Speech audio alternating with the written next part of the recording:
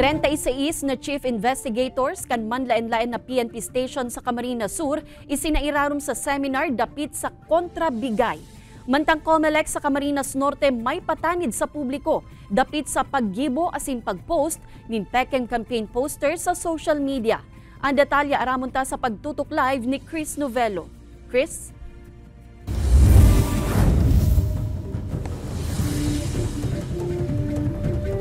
Kate, dakula ang papel kan mga investigador sa pagpapanday nin kaso asin pagkakalap ng ebidensya para mapanimbag ang sarong nagkakasala.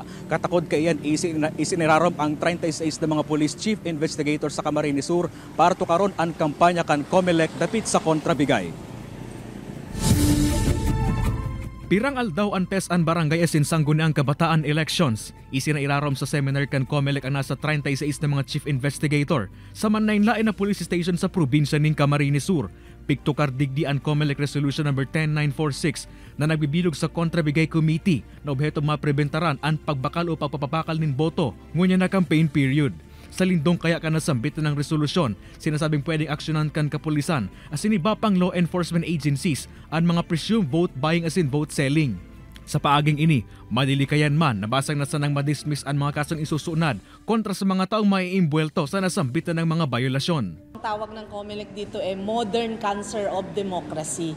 Ito pong vote buying and vote selling na ang tagal-tagal na po talaga, hindi talaga natin ito natatapos. Nagdala uman ang mga otoridad na sa whole of the nation approach na ini, kaibaan man na ilain na hensya kan gobyerno, dagos nang mapupuho ang vote buying asin man vote selling.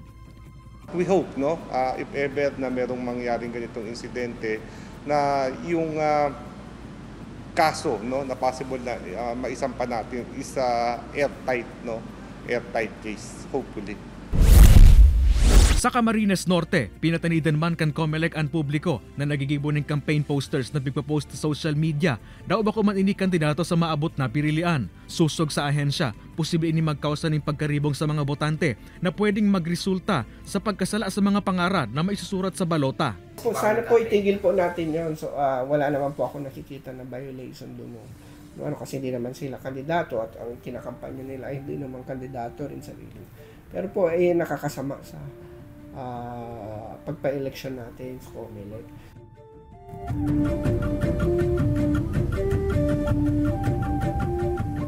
Kate, nangapodan man ang COMELEC asin katuwang kaining law enforcement agency sa Kontrabigay Committee na makipagtabangan sa sainda para dagos ng mapuho ang vote buying asin man vote selling. Ini para sabot dagos ng mapundo ang inaapod na modernong kanser ng bayan.